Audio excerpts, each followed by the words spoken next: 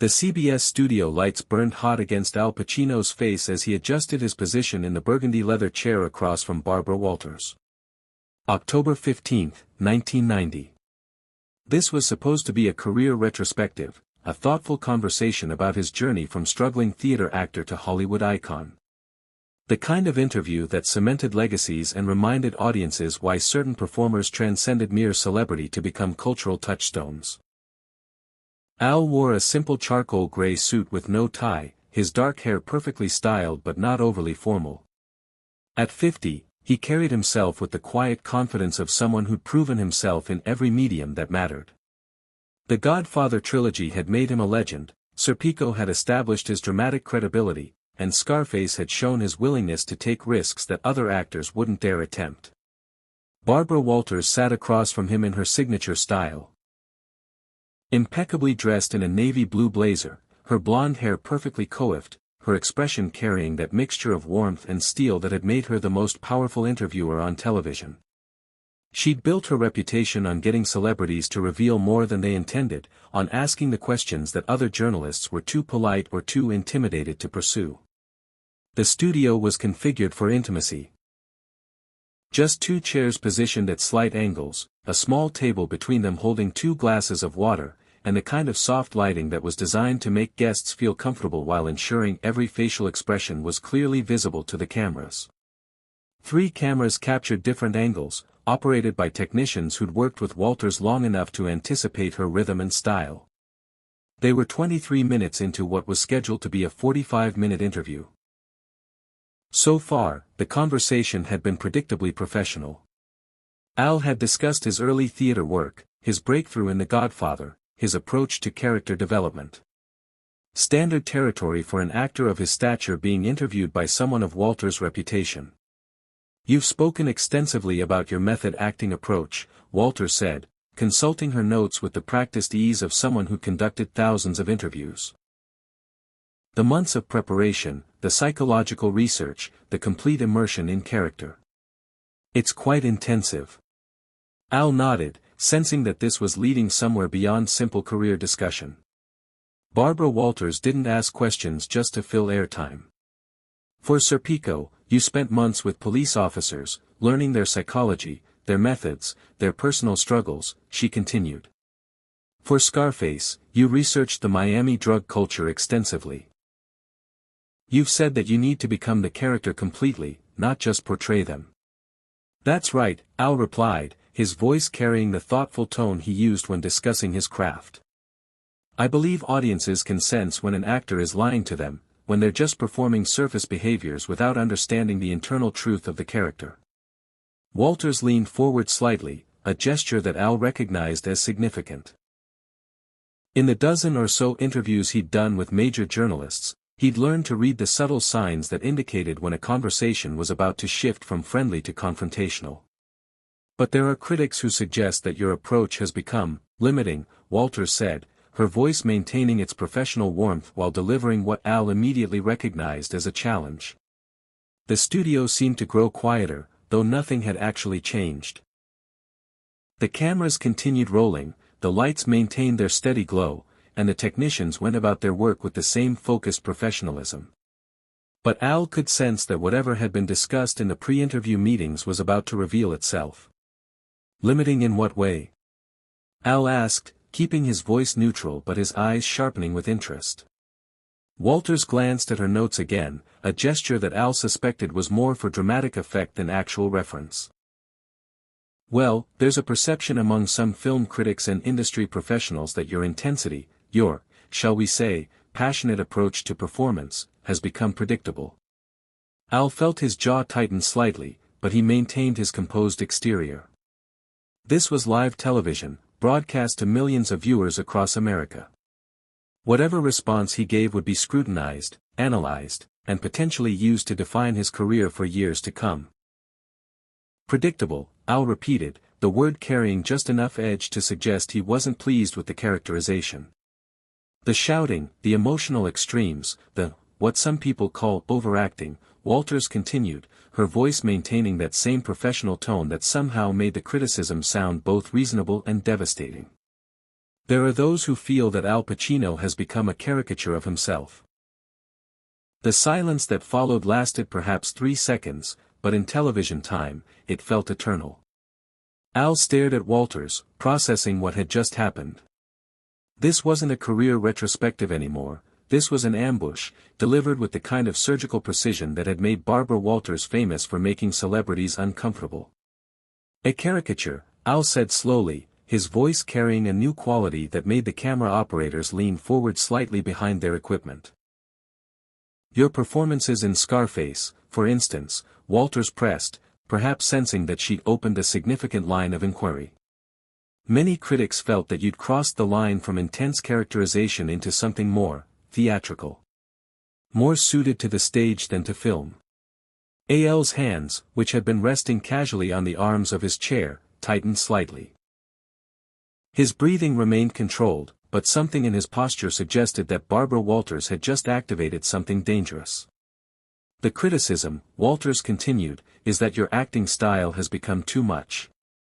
Too intense, too loud, too overwhelming for modern audiences who prefer subtlety and nuance. The phrase, too much, hung in the air like a gauntlet thrown down in challenge. Al could feel the weight of the live broadcast, the knowledge that millions of people were watching this conversation unfold in real time, waiting to see how he would respond to having his entire artistic approach dismissed as excessive. Too much, Al repeated, his voice quiet but carrying an undercurrent that made everyone in the studio suddenly more alert. Walters nodded, her expression sympathetic but relentless. There's a feeling that the Al Pacino of today relies too heavily on volume and intensity to create impact, rather than the subtle character work that marked your earlier films. Al looked at Walters for a long moment, his dark eyes processing not just her words but the calculated nature of the attack. This wasn't spontaneous journalism, this was a carefully planned confrontation designed to generate the kind of dramatic television that made careers and destroyed reputations. Barbara, Al said, his voice taking on a new quality that made the studio technicians stop what they were doing and pay attention, let me ask you something. Walters raised an eyebrow, perhaps not expecting the interview subject to turn the tables and begin asking questions. When you prepare for an interview like this, Al continued, his voice still controlled but gaining intensity, do you research your subjects? Do you study their work, their background, their artistic development? Of course, Walters replied, though something in her tone suggested she wasn't entirely comfortable with this shift in dynamic. And when you studied my work, when you researched my artistic approach, did you consider that what you're calling too much might actually be exactly as much as the characters demanded? The question hung in the air like smoke. Walters opened her mouth to respond, but Al was already continuing, his voice gaining strength and focus. Because here's what I think is really happening here, Barbara. But before Al could finish his thought, the studio door opened and a production assistant appeared, looking panicked. But before Al could finish his thought, the studio door opened and a production assistant appeared, looking panicked. She held up a clipboard with frantic gestures toward the control room, but the director's voice came through Barbara's earpiece, keep rolling. Don't cut. Al noticed the interruption but didn't break his focus. If anything, the brief pause seemed to crystallize his thoughts, giving him a moment to gather the intensity that was about to transform this interview from routine celebrity chat into television history. As I was saying, Barbara, Al continued, his voice taking on the controlled power that had made him famous, here's what I think is really happening here. Al shifted in his chair, not to get more comfortable, but to position himself more directly facing both Barbara and the main camera. His movement was deliberate, purposeful, like an actor taking his position for the most important scene of his career. You say my acting has become too much. You say I rely on volume and intensity instead of subtlety. You suggest that I've become a caricature of myself. Al's voice remained calm, but there was something building underneath it, like pressure in a steam engine. Barbara sensed that the interview had shifted into territory she hadn't anticipated. This wasn't the defensive response she'd expected from an actor being criticized on live television. This was something else entirely. But let me ask you this, Al continued, his eyes never leaving Barbara's face. When you say, too much, compared to what? Too much compared to actors who've never risked anything. Too much compared to performances that play it safe, that never challenge audiences to feel anything uncomfortable. The studio had gone completely silent except for the low hum of equipment. Even the technicians had stopped their routine activities, sensing they were witnessing something unprecedented. You mentioned Scarface, Al said, his voice beginning to take on the intensity that had defined that very performance.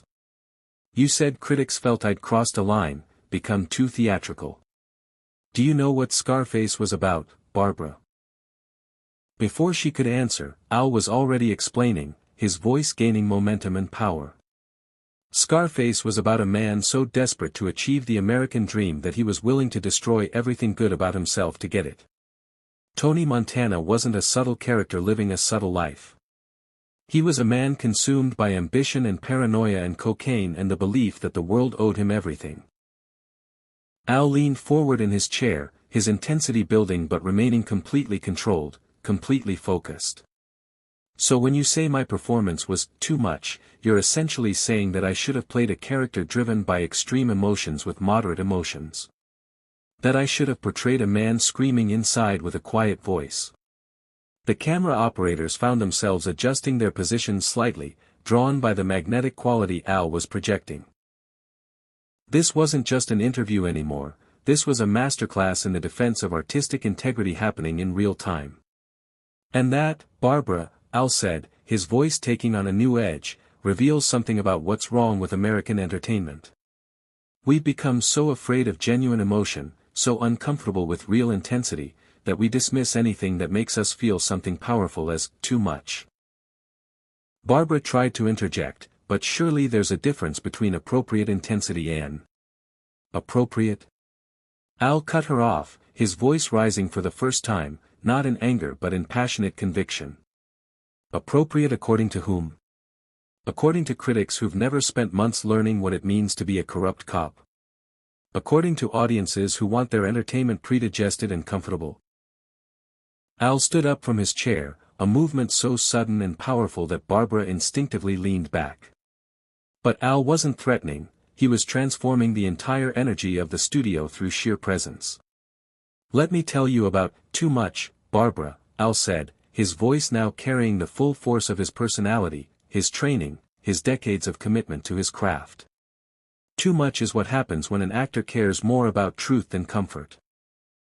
Too much is what you get when someone refuses to dial down their commitment to match other people's limitations. Al began pacing behind his chair, his movement controlled but electric, like a caged animal that had suddenly found its power. You want to know why I spent months with police officers preparing for Serpico? Because Frank Serpico wasn't a moderate man living a moderate life. He was a man willing to risk everything, his career, his safety, his relationships.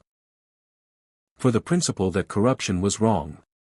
Al's voice was building now, not getting louder but getting deeper, more resonant, filling the studio with the kind of presence that explained why he'd become one of the most compelling actors of his generation. You think I should have played that with subtlety? You think I should have portrayed a man fighting for his life and his principles with quiet understatement? Al stopped pacing and looked directly into the main camera, speaking not just to Barbara now but to every viewer watching across America. Here's what too much really means in Hollywood.